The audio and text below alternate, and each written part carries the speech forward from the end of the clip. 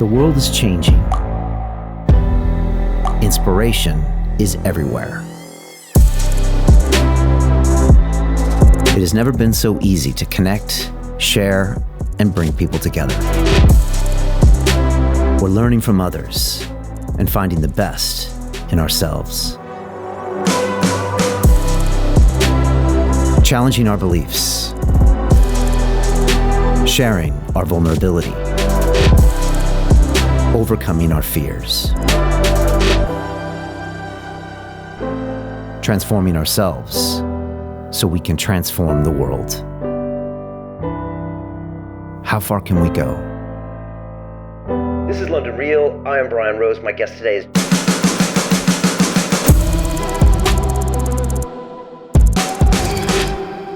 This is London Real. I am Brian Rose. My guest today is Robert Kiyosaki, the entrepreneur, investor, motivational speaker, financial expert, and author of the globally renowned bestseller, Rich Dad, Poor Dad, the #1 personal finance book of all time. Robert, you spent your entire life challenging the way tens of millions of people around the world think about money, while becoming a passionate and outspoken advocate for financial education in the process. Today, you're here to talk about what the future of finance looks like and how drastically the world has changed in the past 12 months. I'm curious to get your take on cryptocurrencies like Bitcoin and Ethereum, as well as DeFi, or decentralized finance, the fast-growing and extremely exciting blockchain infrastructure, which I'm calling the greatest dislocation of wealth in human history. Robert, welcome back to London Real. And welcome back to you. I mean, you had a rough campaign there. You ran into the buzzsaw. Yeah, we had an exciting 9 months here of going full on into politics. And I can't wait to deconstruct that piece with you because I know you have some experience with it. You know, Robert, this is our fifth time talking together. We first spoke back in 2014 when you were in London. Then I flew to Phoenix for the conversation we had that I think's been watched 50 or 60 million times. It's been translated into different languages. I saw one version where you and I are both speaking Russian. Then you came to London. Kim's been on the show as well. And it's just been great having you on the show. So I appreciate everything you do, Robert. I'd love to kick it off and talk about, you know, what you've been talking a lot about lately, which is this exciting new space called DeFi, or decentralized finance. You know, I spent 15 years in the centralized finance world of Wall Street in the city of London, alongside both of our good friends, Jim Rickards and Nomi Prince. We had dinner, I think all of us together back in 2018 in Phoenix. And Robert, I watched that industry scalp the economy out of $9 trillion per year in margins and fees. And when I was in that business, Robert, it didn't matter if you were a corporate or an institution or a retail or a government. It was all about taking margin. And that's why I'm excited about DeFi, because I think it's a way to give financial freedom back to the people. And I've gone all in on this. We've created our own DeFi Academy, and we want to educate and invest in this space for the future. But I'm curious what you think, Robert. You know, when I've looked at some of the innovation happening in the space in the last 12 months, it's a bit like what we were doing 30 years ago with derivatives on Wall Street, except people all around the world are doing it. And Robert, they're doing it in a transparent way. So curious your take on it, because you've seen booms and busts your whole career. So what are your thoughts here? Well, it's probably the reason I wrote Rich Dad, Poor Dad. And it's simply because I don't trust the central banks. I don't trust the Treasury. I don't trust Wall Street. And I don't trust our school system. And as we were talking before you came on, it's what drives me. I don't need the money. But the other thing, too, is what Rich Dad, Poor Dad is about is if you don't know anything about money, you have no freedom. You see, the reason there's no financial education in schools is to keep people tethered to the paycheck. So as you recall, you know, you had so many people in your program, you got deplatformed, Trump gets deplatformed. There are many doctors who got fired in the States today. If you don't take the shot, you get fired. So if you just step back for a moment and ask yourself, who in the world can fire you because you need that paycheck? Well, it goes all the way back to school. They said, go to school to get a job. It's in that mantra that sits between your left ear and your right ear that they hold you prisoner. So what you're talking about here is I don't have any stocks or bonds or mutual funds. I don't have dollars. I use debt. I use everything they tell me not to do. You know, this here it's a US gold eagle. This is money, Right. God's money. This here is a silver eagle, God's money. I started a gold mine in China, which they took because they're criminals.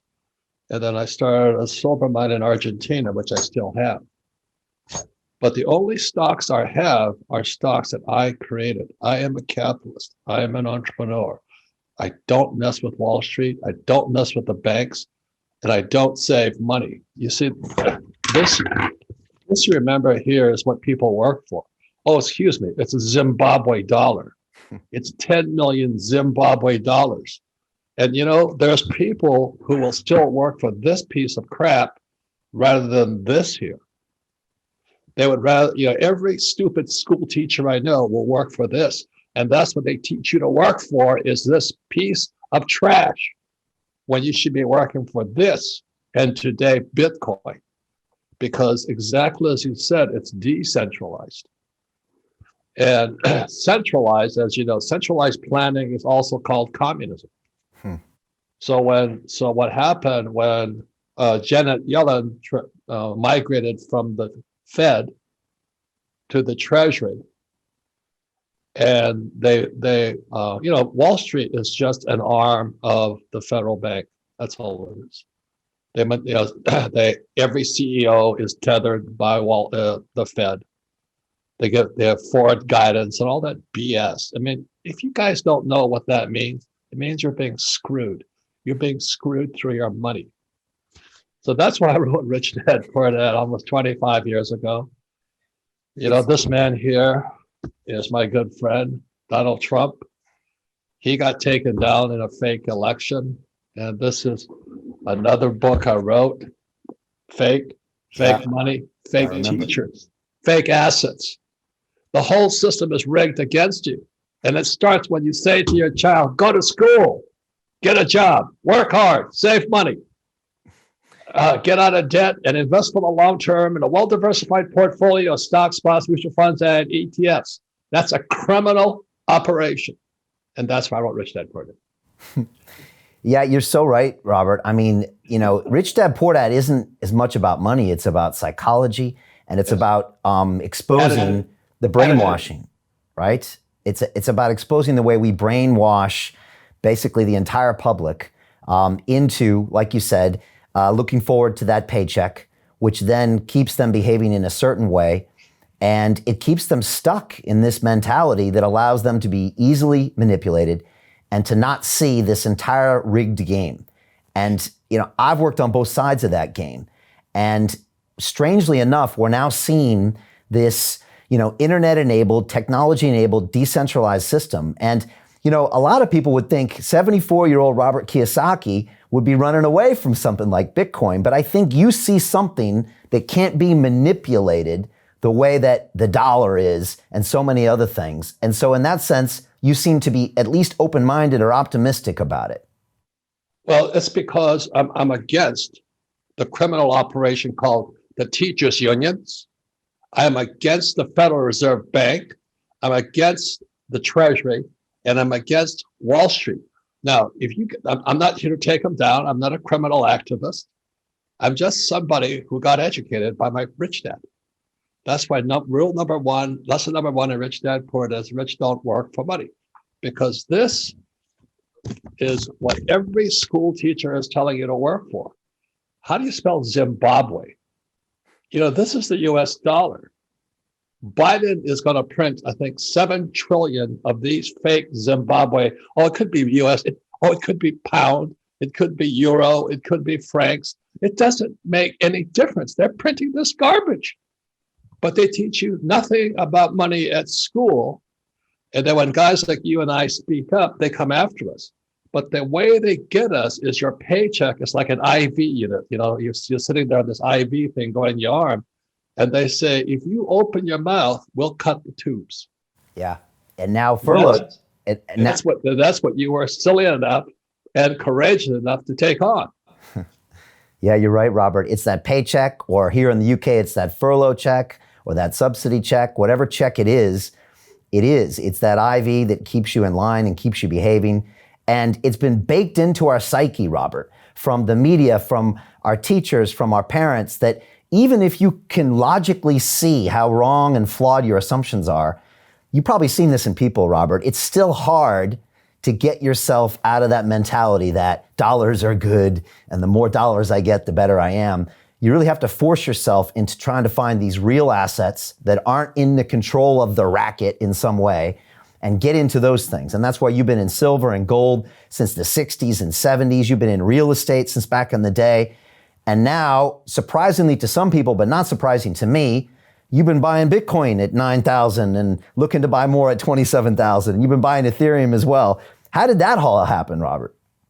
Well, I'm not in favor of gold, silver, or Bitcoin. I'm against the Fed, the Treasury, and that criminal operation.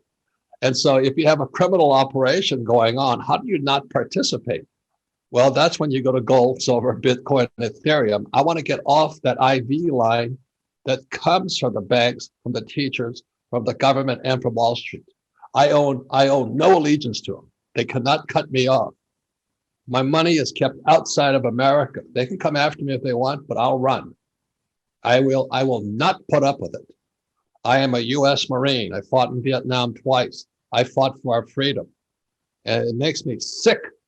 Just makes me sick that Wall Street and Silicon Valley will join forces with Karl Marx, Adolf Hitler, who else? Mao Zedong, Stalin, and Lenin. And our schools do not teach the philosophies of Marx, Lenin, those criminals. Like, think of teachers' unions. What Marx said was, workers of the world, unite. You have nothing to lose but your change. That's teacher union. Teachers' Union in America is the most powerful union in America. They're the ones who pull the strings on these two little puppets called Biden and Kamala Harris. And we all know how Kamala Harris, look, Biden and Harris were not the two most popular candidates. You know, when the election started, they're running against my friend Donald. And Kamala and Biden were the last man, the most unpopular of all the candidates. Bernie Sanders was more popular. Elizabeth Warren was more popular. I forget her name now, from Hawaii. But I would have voted for her. I'm not Republican or Democrat. But how in the world did these two losers, Kamala Harris and Joe Biden, become the puppets of Wall Street, the banks, and government? Yeah, well, you said it right. There is this kind of puppet show going on, but it's been sold to us. You know, it's been sold to us in our IRAs and our 401ks. You know, Robert, I did a live broadcast last Friday, and I was talking about my brand new DeFi Academy, and I had so many people ask me questions live, Robert, and they were this: "Oh, I'm a mother. I don't know anything about money. I'm a worker. No one ever taught me about money. I'm not smart enough to invest my money."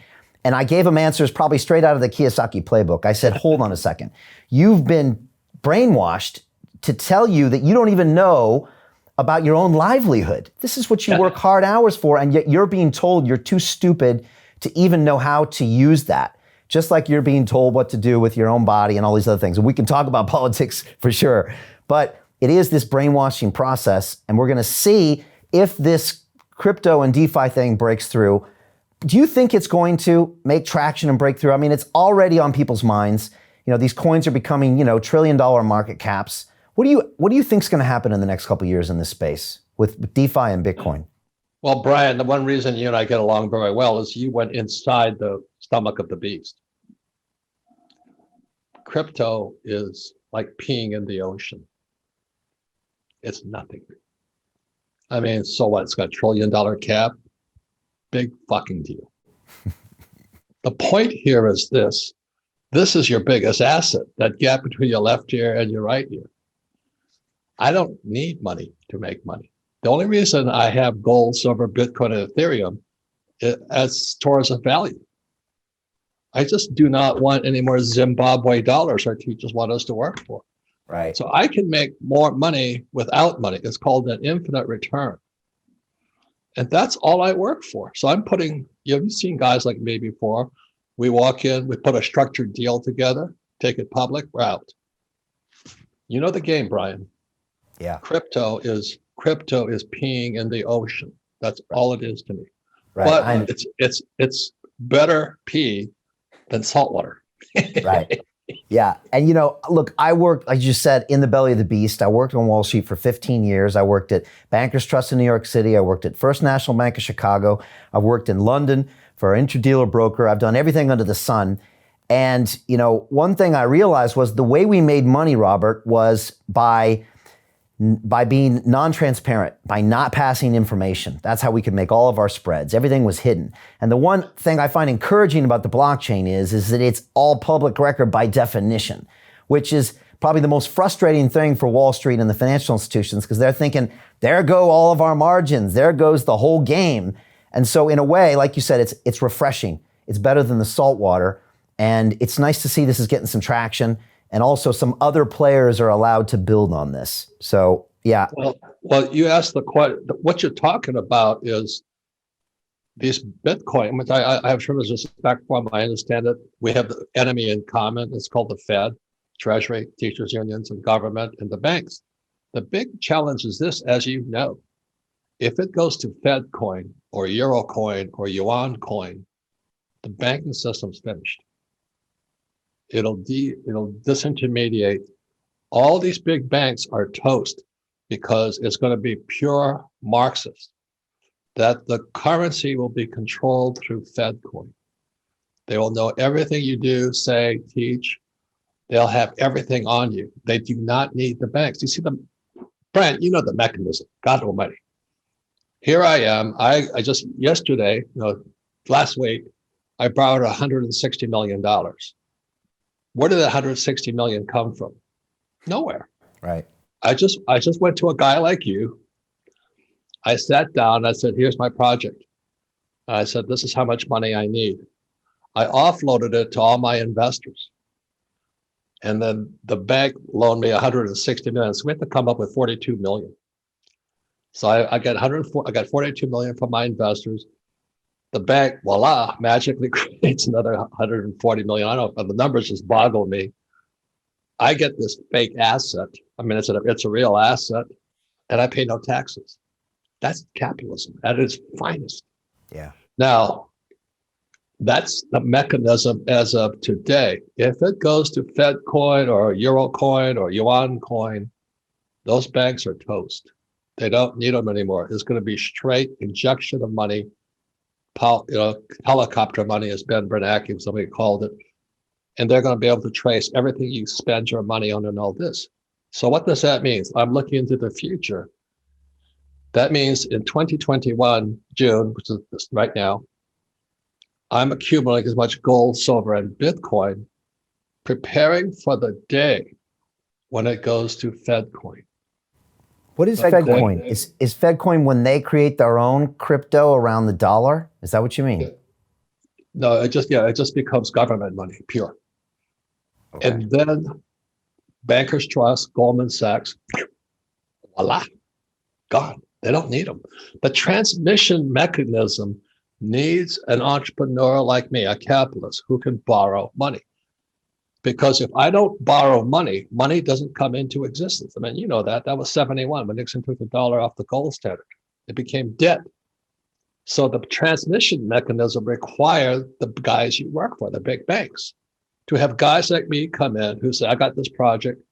We get out the straw hat and the cane, and we do the dog and pony show." I mean, you know what I'm talking about. Yeah. And then the transmission mechanism, it goes to guys like me.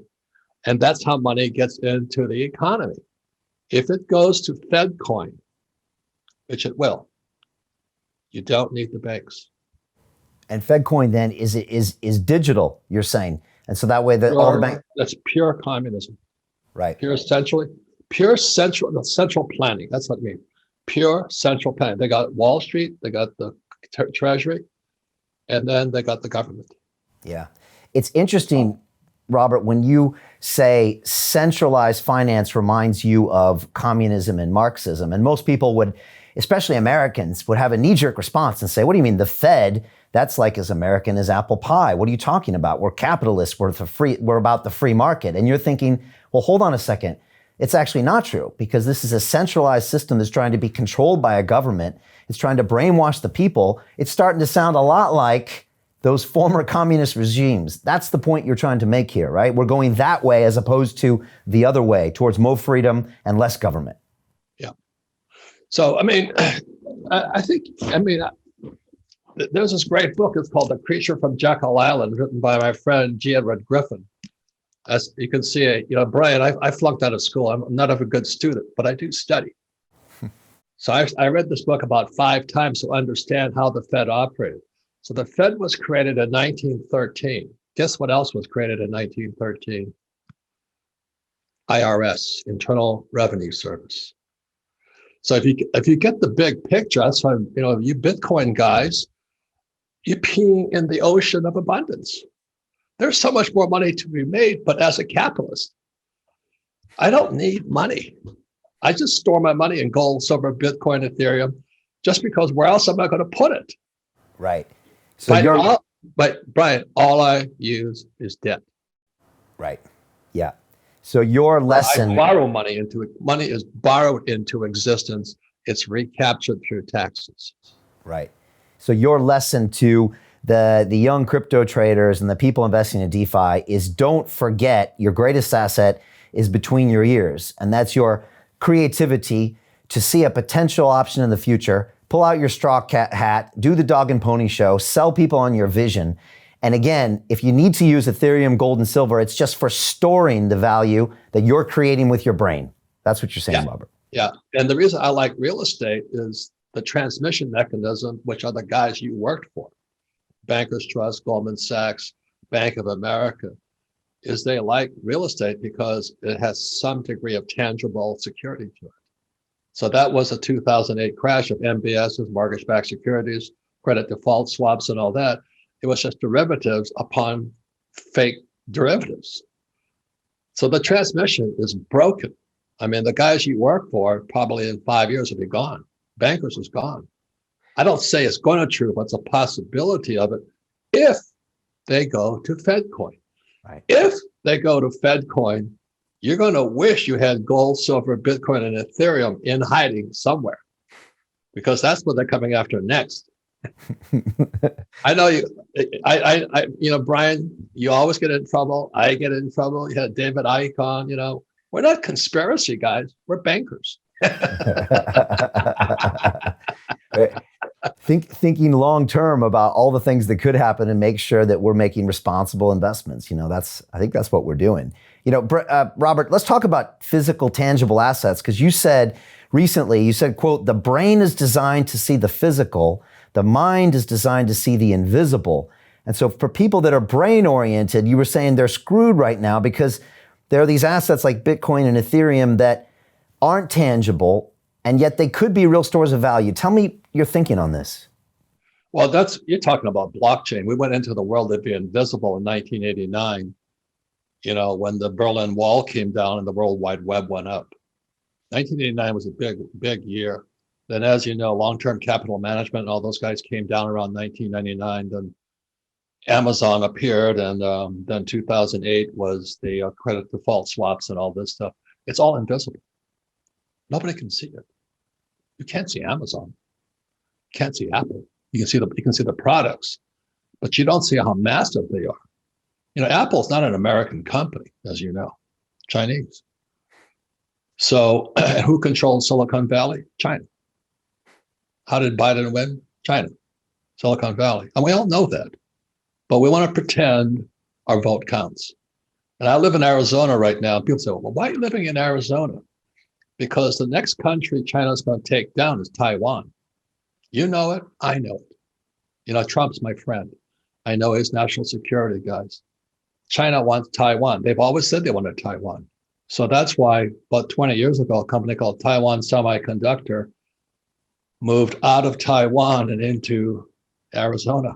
So now they call Arizona Silicon Desert. And when people say, well, what are you doing in the desert? I said, why aren't you here? Well, the reason I'm here is Taiwan Semiconductor is here. And right now, the shortest thing on supply of semiconductors, which are invisible. And so the average person can't see that. They're looking for a job at McDonald's. They want to be corporate. They want to be a corporate executive of McDonald's. Well, that's your choice. It's a free country. But McDonald's is going to full automation. They're not going to need hamburger flippers soon because artificial intelligence is coming in.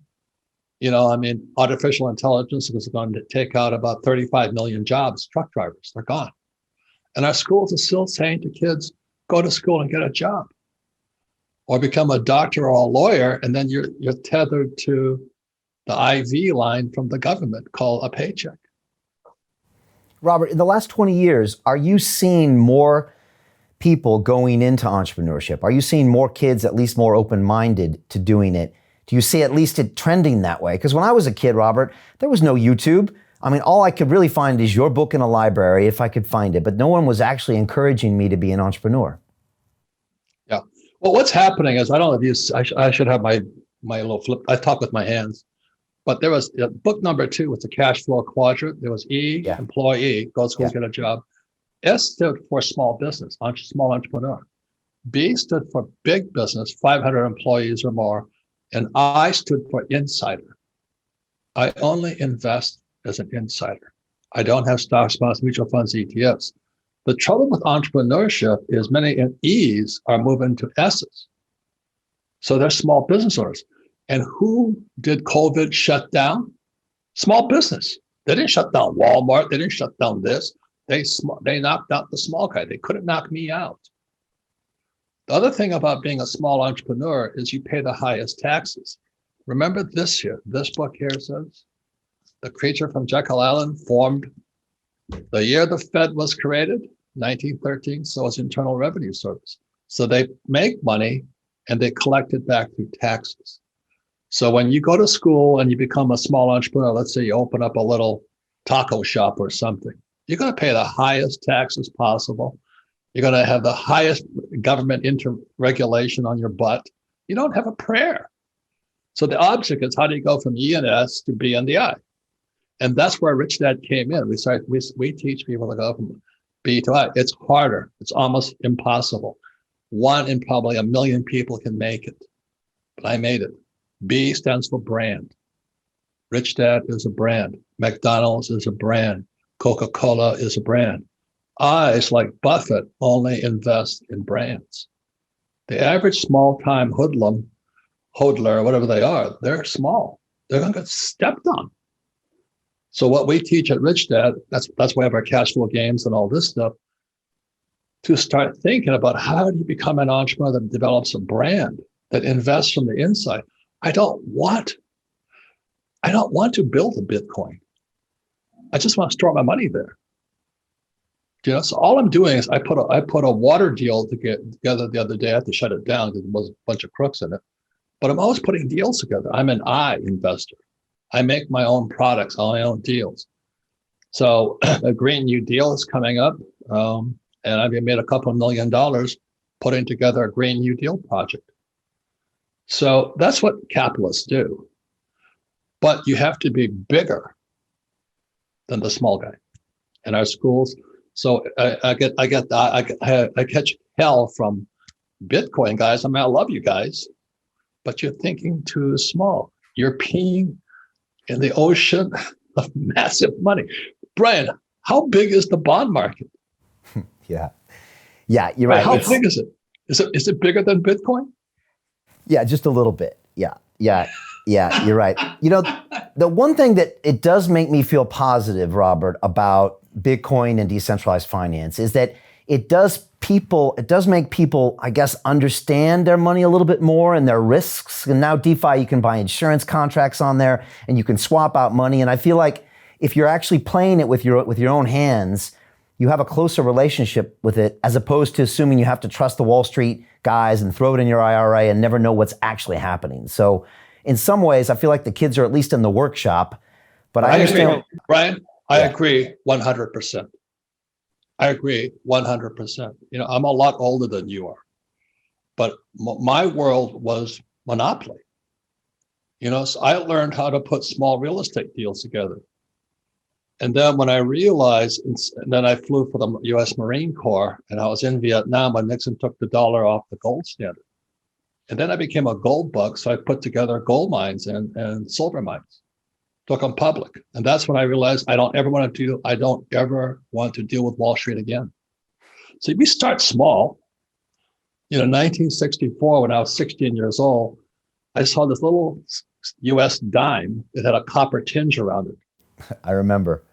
And that was Gresham's law. You see, if you had any financial educations, Gresham's law states, when bad money enters the economy, good money goes into hiding. So when I was 16 and 17 years old, I used to go down to the bank. I used to caddy, make a few dollars on the golf course. I would trade my dollars in for dimes and quarters and half dollars. I'd look for that copper tinge. If it's a copper tinge, it's Gresham's law. It's fake money. So I pulled it out. I turn it back to the bank and I'd get real, no copper tinge silver coins. So I have all of these silver coins today. They're worth more today than they were years ago. The trouble is my mother spent it. This is my lesson, Brian. Poor people do not know the difference between real money and fake money. Right. And that's why people are poor. If you're working for, this is Zimbabwe's 10 million Zimbabwe dollars. What's going to happen when this is 10 million pounds or $10 million? Or what happens when it goes to a Fed coin? That's how you should think. So I agree 100% with you. I'm glad these young people are putzing around.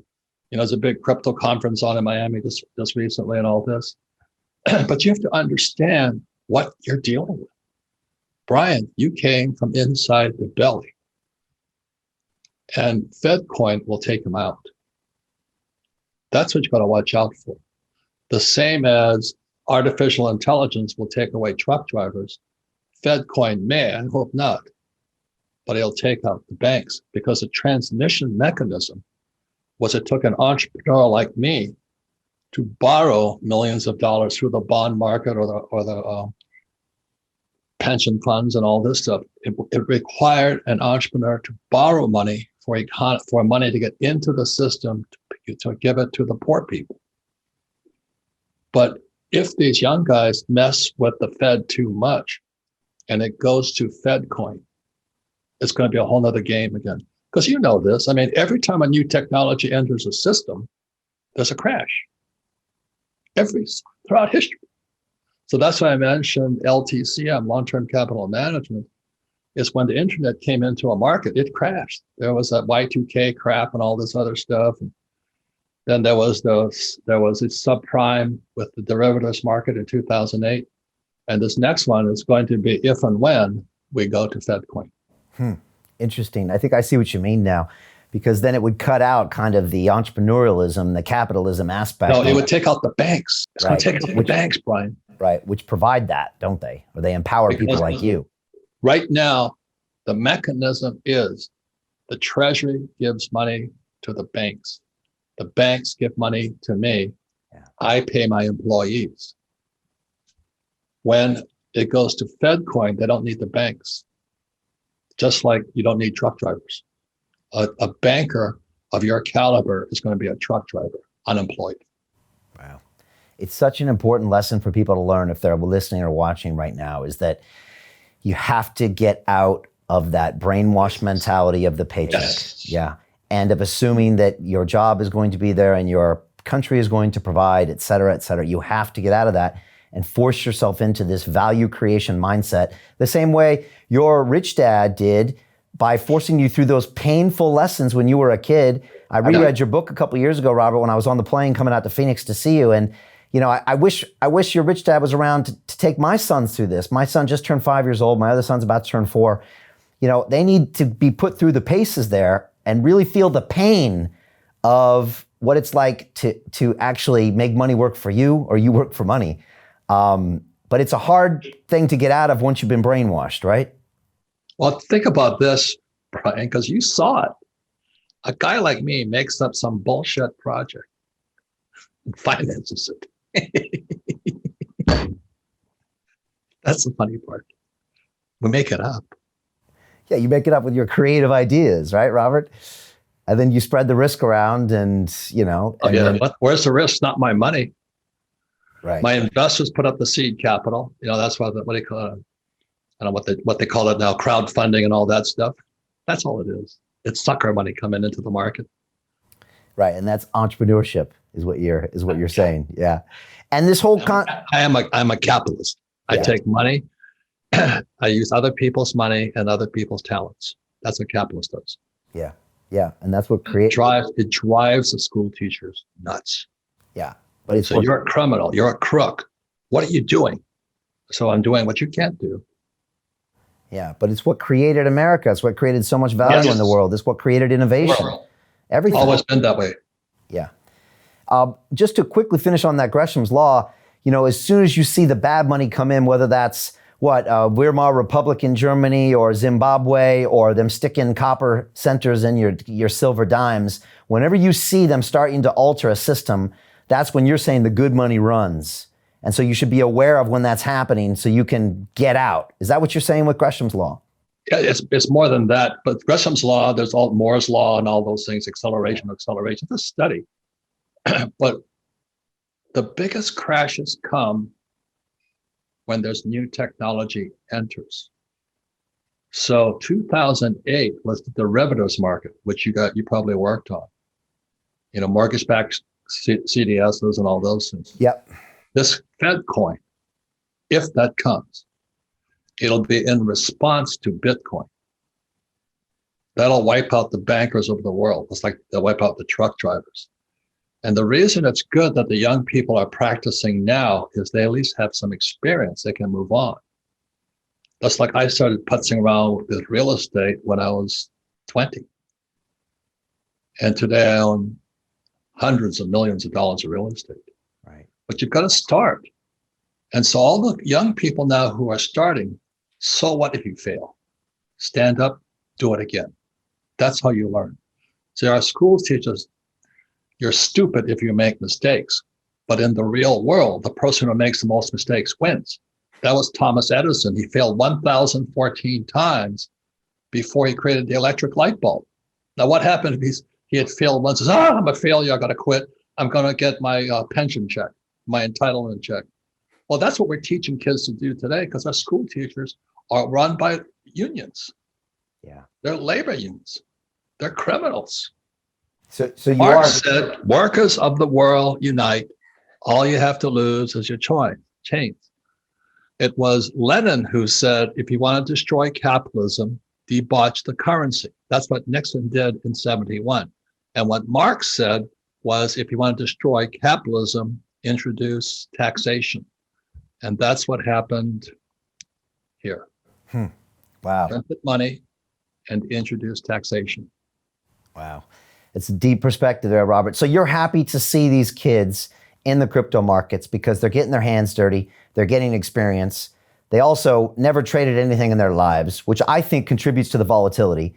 This is new money. I did a whole show about this because on Wall Street, Robert, they teach us to buy low and sell high. And that's not natural because the human instinct is to buy high and sell low, right? You know this. When the stock goes up, I felt like I missed out. I better buy it. When it goes down, I'm not going to sell it yet because I hope it goes back up. So the human is actually wired not to be a good trader. And these kids seem to be making crypto up and down and all over the place. But at least they're taking control maybe of their own finances. And so like you said, maybe they're building the minds of the future that can change this system. Yes, you got it. That's like GameStop? GameStop, yeah. They're giving the old guys a run for the money. Yeah. The most important thing is get in the game. Make mistakes. I just encourage people to be legal, ethical, and moral because that's what really screws people up. You look at what's happening to Bill Gates with Microsoft. I mean, he has sex charges against him. He's associated with Epstein. And you can't say that because he was a golden boy. Now, my wife and I are separated. I never cheated on her. That's why we're still friends. We still work together. But that's life. Life goes on. Life is up and down. That's real. Yeah. We'll make mistakes. Learn from your mistakes. Don't be a liar and cheat on your mistakes. That's all I want. Best advice.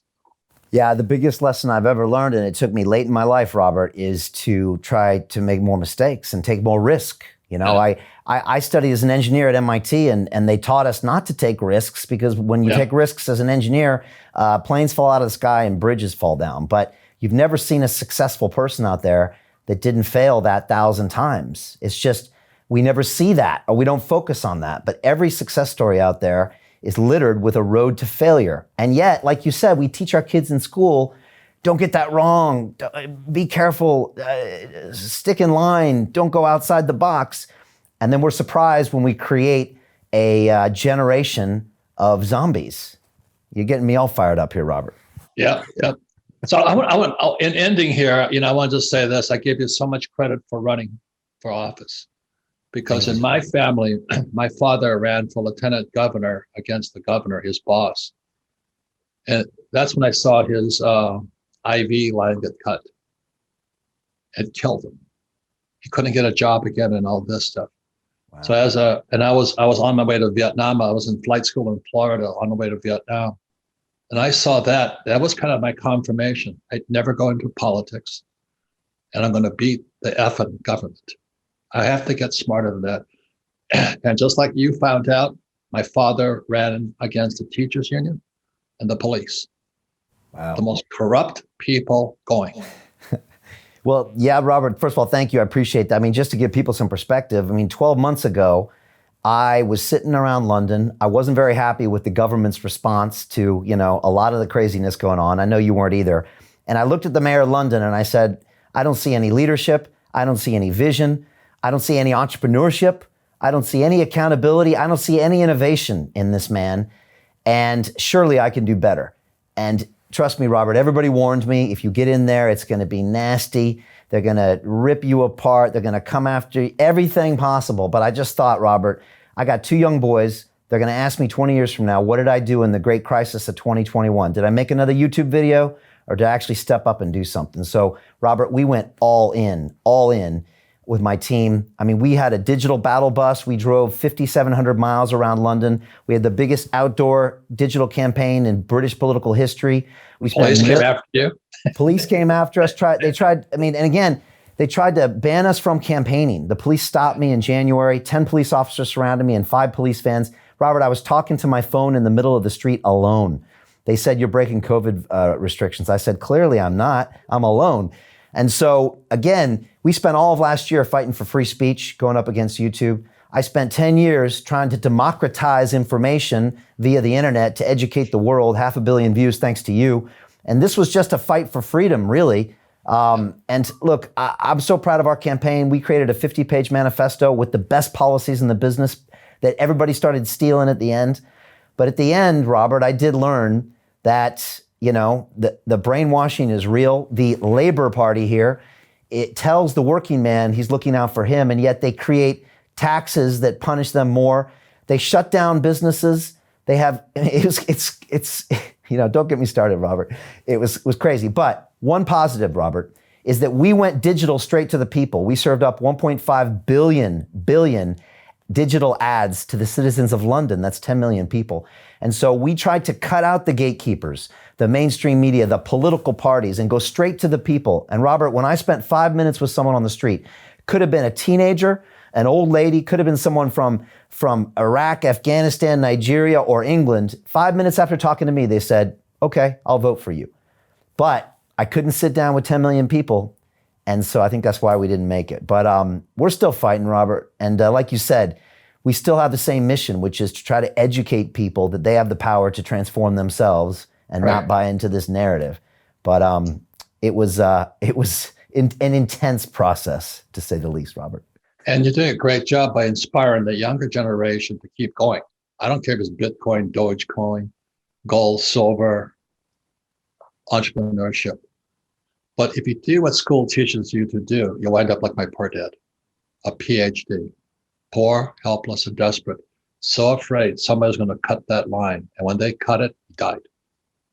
Yeah. It was not pretty, Brian. So when I saw you running for office and going, God, I hope you don't have a IV line to the government, but they're going to, and they tried to cut it as hard as they can. You know that, I know that. Yeah, it's so true. And it's strangely enough, Robert, the last night I was campaigning, the day before the election, I was out here at Stratford Station on the steps, and some young man came up and said, Brian, and I thought he was going to ask me about my policies on crime or building houses or getting the economy kickstarted. And he said, Brian, what can you teach me about money? I saw your interview with Robert Kiyosaki. And without thinking, I said, the rich people make money work for them. They don't work for money. And all of a sudden, Robert, literally 20, 30 people started gathering around me, and they wanted me to teach them about money. And I was thinking, you know what? I've been doing this for 10 years, putting information like our interviews out there. People were hungry for this information. And so I am inspired that we can still create change, even if I'm not in office. And so we're moving forward. You know me, Robert. We always go hard. We stick with what we believe in. We put everything on the line, like when we fought for freedom of speech last year. You've always been massively supportive of us, and I really appreciate that, Robert. And you're still trying to change the game. You're 74, Robert, and it feels like you're just getting started. It's what else do we do? And people like London Real, the organization, your channel does more than anything could possibly do today. So that's why I support you. I'll give you courage. I have no respect for those effing school teachers. My whole family are school teachers. They're good people, but they're cowards. They're so afraid someone's going to cut that line. And that's what keeps people tethered. That. So what Rich Dad teaches is that if you don't need money, what could you do? So that's why I support what you do and all this. And my friend Donald Trump and I, we get hammered too. He doesn't need money either. Right. Rob, how do we don't understand why that is? Oprah Winfrey had me on her program in 2000. Now she's worth $3.5 billion. Okay. Guess who turned me down? The editors of New York Times. So who has more money? Oprah or New York? The editors. The editors probably make $100,000 a year. Oprah makes $3.5 billion. Oprah is a capitalist. The people who are the New York Times, communists. It's that simple. They don't know anything about money. Yeah. And so the way they can promote communism is by never teaching you about money. So what we at Rich Dad did was, since they're teaching communism in our schools, I created the cash flow board game and our books and YouTube things to teach capitalism in our homes. I'm against school systems. They're criminal operations run by good people who know nothing about money. Robert, is there more we can do? You're broadcasting, I'm broadcasting, you're creating content, but are we pissing into the ocean? Are we going to be able to change the game for a whole generation of young people? Yeah, we already are. It's happening. It's not you and I are not doing it alone. Technology is going to do it anyway. That's why I'm warning the young people, get your gold, silver, Bitcoin, Ethereum now, because if and when, and I think it's not if, I think it's when they go to government coin, the dollar Fed coin or the Euro coin or the Yuan coin, they're going to wipe out the little bankers. Every banker will go like a truck driver. The transmission system will change. And they're going to go straight communism, which is central planning. And when you say DeFi, you're in defiance of central planning. And we have central banks, we have Wall Street, and we have the Treasury. That's central planning. It's communism. It's Marxism. And even you predicted that Bitcoin might hit 1.2 million. And that's a sense not only that Bitcoin will have value, but the dollar will be so valueless. At some point, they'll just diverge. Well, think about this. 10 million Zimbabwe and every school teacher in the world would work for this garbage. That's how stupid they are. That is how effing stupid school teachers are. They work for this piece of toilet paper. This is what you want. Gold, God's money. Silver, God's money. And Bitcoin, people's money. Robert, final thoughts. How are things going to pan out in America for the next 10 years? You're going to be there. You're going to be in Arizona. I'm watching it from over here. Robert, I grew up in California. I worked on Wall Street in New York City. I wouldn't move back to either place right now, and I never thought I would say that. What do you think is going to happen, and are you optimistic? No, I mean, it's not about being optimistic or pessimistic. It's being a realist. So if Biden's going to print another $7 trillion, and they're going to raise taxes to get it back, so that's why I say I've been investing this. I mean, I don't lie. Gold, silver, Bitcoin, and bullets. I've made more money on bullets this year. You know, I bought pallets full of 223 or 556. I carry a full automatic weapon legally. I pulled that trigger. My little M16, which I carried in Vietnam, I stepped it up from 850 rounds a minute to 1,100 rounds a minute. And you're going to come at me with a little Glock 16? I'm going to hammer you with more firepower than you've ever seen before. But Brian, the reason I had to buy so much ammo, this is years and years ago, I had to buy pallets of it, because when you're firing at a rate of 1,100 rounds a minute, you need a lot of bullets. So I hope I never have to use my bullets, but I'm making more money because I'm selling my bullets now. I was buying them at 7 cents a unit. I'm selling it for $1.20 a unit. That's better than Bitcoin. Gold, silver, Bitcoin, and bullets.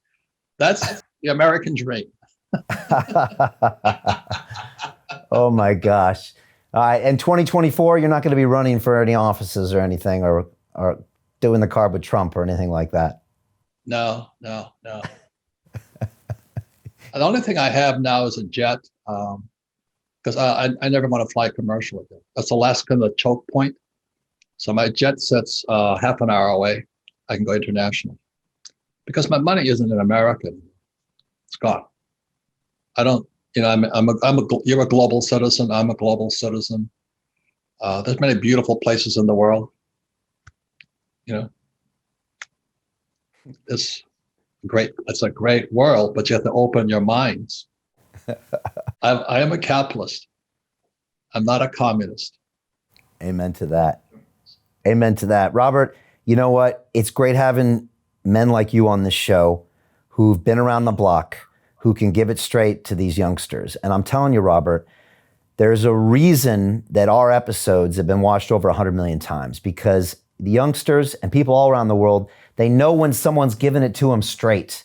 And that's what you do. And you don't pull any punches. And I appreciate that about you, Robert. You give it like it is. You tell them what they really need to know to actually get things done. And I think people feel that, which is why they watch it and hopefully they put it into practice. So please keep being you, Robert. Thank you.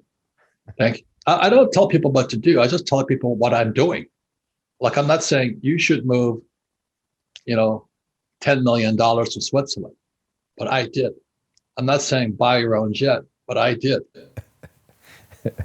But you tell people if you can't afford to move $10 million to Switzerland, outside of Switzerland, and you can't afford a jet, then the problem is you went to school. Remember, Thomas Edison failed 1,014 times before he invented the electric light bulb. Thank God he failed that many times. Yeah. Well, I hope we get this message out to everybody that's watching, that again, it's about getting out there, getting your hands dirty, making mistakes, but also thinking smarter. Stop working for the paycheck. Understand it's just an IV that you're addicted to, and cut it off and get creative. And the real capital comes between your two ears. I highly encourage everybody to reread Rich Dad, to get the cash flow game, to go to your website and just get active. They're such important tools. It's not really about money. It's about psychology. It's about humanity, what you're teaching, Robert. So I appreciate it. Brian, it also is the friends you hang out with.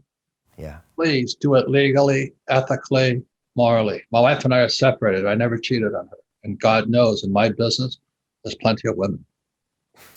But I don't cheat on them. I've had people cheat me. My CEOs and all that are horrible people, but they have MBAs. They're taught to cheat. So I'll hang out with guys like you. I'm very careful whose programs I go on. But the most important asset you have today is who do you spend your time with? If you have a friend that's cheating, doing drugs or whatever it is, I'd move on. It's not worth the risk. because if you get really successful, that little drug habit or the, running little girls on the side, whatever they do, becomes a big habit. So my friends, I'm very, very tight with my friends who I do business. They're legal, ethical, moral. I have the best accountants and attorney. And I never ask them to do anything illegal or immoral, including taxes. I play by the rules. Yeah. Because the bigger you get, Brian, as you know, the bigger target you become. Yeah. Amen to that. Small criminal actions now become bigger criminal actions if you get successful. It's really good advice, Robert. And they say everyone's heard you're the average of the 5 people you spend the most time with. It's so important. And I choose very carefully who I spend time with. And luckily, I spend time with people that are on my show typically, and they're usually at the top of their game. So another great piece of advice, Robert. And but what you do, let me say, Brian, you listen to everybody. That's why you get censored. There's nothing wrong with listening to people. There's something wrong with censoring you for listening to them. Yeah. That's not okay with me. That's criminal. That's fascism. That's Marxism. That's Stalinism. Yeah, How dare they censor us? Yeah, agreed. I mean, we spent a whole year last year. We'll have a documentary film coming out soon to chronicle everything we fought for. But to not be allowed to speak your mind, there's something deeply wrong with that. And we saw that happening last year. And the strange thing is, Robert, is now a year later, the same things I was being censored for, the president of the United States is now saying out of his own press office. And so it's so frustrating to know that I almost lost our entire channel, everything, just because at the time, someone, technology company, a government, a whatever group, decided that we couldn't exercise a basic human right. So we're going to keep fighting for these freedoms going forward, whether it's that, free and fair elections, your own financial freedom. We're going to keep going, Robert, and I know you are as well. I love the Rich Dad Radio Show. You stay active and busy, and it's great to watch.